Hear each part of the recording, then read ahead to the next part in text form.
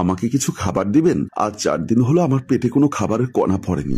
বাসর রাতে সদ্য বিয়ে করা নিজের বউয়ের মুখে এমন কথা শুনে চমকে ওঠে তীব্র। বিয়েতেও তো অতিথি আপ্যায়নের কোনো ত্রুটি রাখেননি, সেখানে মেয়ে বলছে যে 4 দিন ধরে না খেয়ে আছে। আমি হাত বাড়িয়ে ঠোঁটে স্পর্শ করতে গেলেই মোহনা একটু পিছিয়ে যায়, হাত জোর করে তীব্রর সামনে। আপনার যা ইচ্ছা করার আপনি করতে পারেন, আমি বাধা দিব না, কিন্তু দয়া করে আমাকে এখন কিছু খেতে দিন। না খেতে পেয়ে পেটে অসহ্যকর ব্যথা শুরু হয়েছে। কাপা কাপা গলায় কথাগুলো বলে মোহনা পেটে হাত দিয়ে ফুপিয়ে কেঁদে উঠল। মেয়েটাকে আজ বড্ড অচেনা লাগছে। তীব্র কোনো কিছুই না বলে রুম থেকে বের হয়ে গেল। মোহনা বেড কাভার আঁকড়ে ধরে নিঃশব্দে কাঁদছে, দম বন্ধ হয়ে আসছে, গলাটা যেন কেউ চেপে ধরেছে। কিচেনে কোনো খাবার নেই, এখন রাত 1টা বাজে, তাই 1 প্লেট মুড়ি 2টো ডিম পোচ বানিয়ে আনলাম। আশা করছি তোমার ক্ষুধায়েতে কিছুটা মিটবে, সকালটা হলে তুমি যা চাইবে খেতে পাবে। তীব্রর কথাগুলো মোহনার কানে পৌঁছালো কিনা তা ঠিক বোঝা গেল না। ততক্ষণে মোহনা দুহাতে খাবার খেয়ে যাচ্ছে। 1 মিনিটের মধ্যেই মোহনা প্লেট ফাঁকা করে ফেলে। বেডসাইড টেবিলে রাখা জগের পুরো পানিটাই 1 নিমেষে শেষ করে ফেলে মোহনা। তীব্র স্থির দৃষ্টিতে মোহনার দিকে তাকিয়ে আছে। মোহনার কার্যকলাপ দেখে চলেছে। নেহায়েত মোহনা ক্ষুধার্ত ছিল, তাই তীব্র মোহনার এমন আচরণে ওর এভাবে রাক্ষসের মতো খাওয়া দেখে তীব্র নিজের রাগটা নিজের ভেতরেই দমিয়ে রেখে বলল, এই সমস্ত ভারী সাজ পোশাক মুখের মেকআপ তুলে ফ্রেশ হয়ে এসো। মোহনা বাধ্য মেয়ের মতো ওয়াশরুমে চলে যায়। তীব্রের প্রচন্ড পরিমাণ রাগ হচ্ছে। প্লেটটা নিয়ে রুম থেকে বের হয়ে যায়। বেশ কিছুক্ষণ পর মোহনা ওয়াশরুম থেকে গোসল করে ফ্রেশ হয়ে বের হয়ে আসে। এই মেয়ে, কি সমস্যা তোমার বলো তো? তুমি 4 দিন ধরে না খেয়ে আছো? মজা করো তুমি আমার সাথে? মোহনা এবার সশব্দে কান্না করছে। এই, কাঁদবে না একদম, চুপ থাকো। কি হয়েছে বলো তো? তোমাদের বাসায় কি খাবার ছিল না? আমাদের বাসায় তোমাকে রাতের খাবার দেওয়া হয়নি? আমি ক্লান্ত ছিলাম তাই ঘুমিয়ে পড়েছিলাম। রাত 10টার দিকে ঘুম ভাঙতে আমি রুমের বাইরে বের হয়েছিলাম। সেখানে আপনি কিংবা বাসার আর কোনো সদস্যকে দেখতে পাইনি, তাই এই রুমেই বসেছিলাম। 2 হাত ভর্তি মেহেদি, ব্লু রঙের বেনারসি পরা। এতক্ষণ মেকআপের আড়ালে আসল মুখটা লুকোনো ছিল। কপালের এক কোণে দগদগে কাটা দাগ, ঠোঁটের কোণাটাও কাটা, চোখের নিচে কালি পড়ে আছে। তীব্র 1 আঙ্গুল দিয়ে মোহনার ক্ষত জায়গাগুলোতে স্পর্শ করছে। মোহনা সহ্য করতে পারল না। তীব্রর কাছ থেকে সরে গিয়ে বেডে গিয়ে হেলান দিয়ে বসলো। মোহনা ব্যথায় কেঁপে উঠল। দোহাই লাগে আপনার, আপনি আমার গালের কাটা জায়গাগুলোতে হাত ছোঁয়াবেন না, আমার কষ্ট হচ্ছে। মোহনা হাঁটুতে মুখ গুজে ফুপিয়ে কাঁদছে। কান্না থামাও, কি হয়েছে আমাকে বলো। তোমার চোখ মুখের অবস্থা এমন কেন? বিয়েতে রাজি ছিলাম না, বলেছিলাম আপনাকে বিয়ে করব না। বাবা মারধর করে রাজি করিয়েছেন, তার মানে তোমাকে জোর করে বিয়ে দেওয়া হয়েছে? মোহনা চুপ করে রইল। মোহনা গাল দুটো চেপে ধরে চিৎকার করে ওঠে, এই, তোকে আমি প্রশ্ন করেছি, উত্তর দে আমায়। আরে তুই চুপ করে আছিস কেন? 1 হাত মুচড়ে পেছনে ঘুরিয়ে পড়ল। তোর প্রেমিক আছে? রিলেশন করিস? বিয়ে করবি তাকে? মোহনা ভয়ে কাবু হয়ে গেল।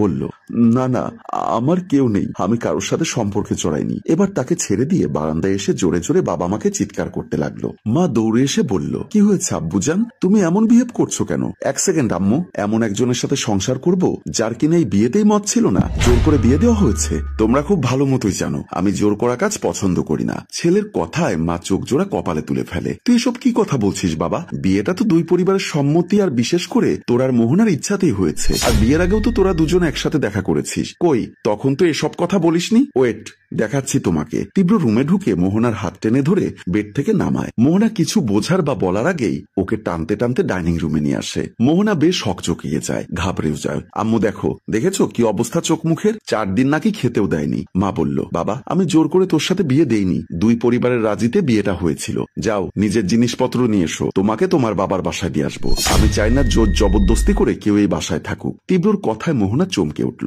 সবকিছু বুঝে নিয়েই তীব্রের পা জোড়া আঁকড়ে ধরে নিল মোহনা। আপনার 2টি পায়ে পড়ি আমি, আমাকে তাড়িয়ে দিবেন না, আমি সংসার করব, সব দায়িত্ব পালন করব, প্লিজ আমাকে বাবার বাসায় দিয়ে আসবেন না। মোহনা ডুকরে কাঁদছে। মা এসে মোহনাকে তুলে নেয়, মোহনাকে বুকে জড়িয়ে নিয়ে মাথায় হাত বুলিয়ে চুপ করায়। তোমাকে কোথাও যেতে হবে না মা, তুমি এই বাসার বউ, এখানেই থাকবে। শাশুড়ি মাকে শক্ত করে জড়িয়ে ধরে মোহনা। মা মোহনার চোখের পানি মুছে দেন। এভাবে কান্না করতে নেই মা, চুপ করো, এভাবে কান্না করলে দুর্বল হয়ে পড়বে তো। আচ্ছা আমার দিকে তাকাও, একটা কথা বলো তো আমায়, তোমার কি এই বিয়েতে মত ছিল না? জোর জবরদস্তি করা হয়েছে তোমার সাথে? না মা, আসলে আমি এই বিয়েটা করতে ভীষণ ভয় পেয়েছিলাম। কেন মা, কেন ভয় পেয়েছিলে মা? সবটা খুলে বলো আমাদের। সেদিন আমার এঙ্গেজমেন্ট ছিল, আমার ভাইয়া হঠাৎ বরকে বলল, আমার বোনকে বাজারের মেয়ে মনে হয়, বিয়ের আগেই কেন রুমে নিয়ে যেতে চাইছিস? তোর বোনরে আগে আমার সাথে রুমে পাঠিয়ে দে, লুচ্চা শালা। কথাগুলো বলেই বোনের হবু বরকে টানা 3-4টা থাপ্পড় দিয়ে ক্ষান্ত হলো নিশু। আমি একপাশে দাঁড়িয়ে ভয়ে কাঁপছি। আমার বাবা নিজের সম্মানহানি চুপচাপ দেখতে পারলেন না। অনেক কষ্টে একটা বড়লোক পরিবার জোগাড় করেছিলেন আমার জন্য। মেয়ের হবু জামাইয়ের সাথে এরকম যথেচ্ছাচারী ব্যবহার মেনে নিতে পারলেন না। এতে যে মেয়ের বিয়েটা ভেঙে যাবে, এদের সামনে নিশুর গালে থাপ্পড় বসিয়ে দিলেন। আমার হবুবর আসিফের দিকে তাকিয়ে হাত জোর করে বললেন, বাবা আমি ওর হয়ে মাপ চাইছি, তুমি প্লিজ মাপ করে দাও। তুমি এই ঘটনার জন্য বিয়েটা ভেঙে দিও না। বিয়ের জন্য রিং পরাতে এসেছিলাম আপনার মেয়েকে। আপনার বাড়িতে এমন উদ্ভট অশিক্ষিত গুন্ডা একটা ছেলে আছে বলেননি তো? এত মানুষের মাঝে আমার গায়ে হাত তুললো, এরপরও আমি এখানে বিয়ে করব?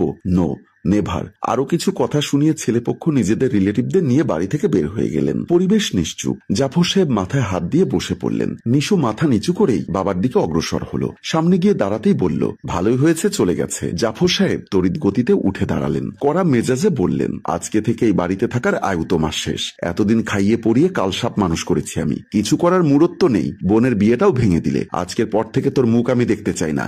এক্ষুনি এই বাড়ি থেকে বেরিয়ে যাবি, না হলে আমার মরা মুখ দেখবি। বাবার কথায় থমকালো না নিশু।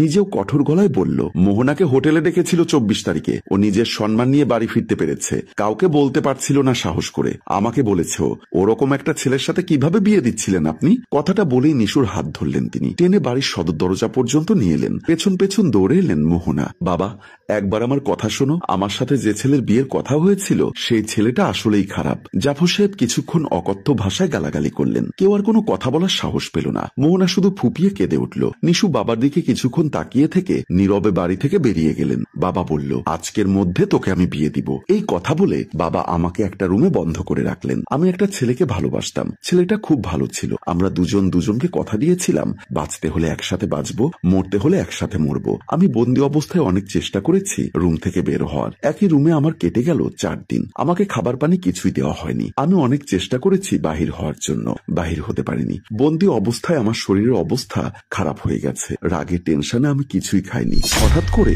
আমার বাবা বিয়ের শাড়ি নিয়ে আসলো। বলল, এটা পরে রেডি হও, বাইরে সবাই তোমার জন্য অপেক্ষা করছে, আজকে তোমার বিয়ে। আমি না বলাতে বাবা আমাকে অনেক মারধর করলো। তারপর আর কি করার, রাজি হয়ে গেলাম। বউ হয়ে চলে আসলাম আপনাদের ঘরে। সব কথা শুনে শাশুড়ি বলল, মা অতীত ভুলে গিয়ে বর্তমানকে নিয়ে সুখের সংসার গড়ে তুলবে। তুমি এই বাড়ির বউ, আজকে থেকে তোমার সম্মান আমাদের সম্মান।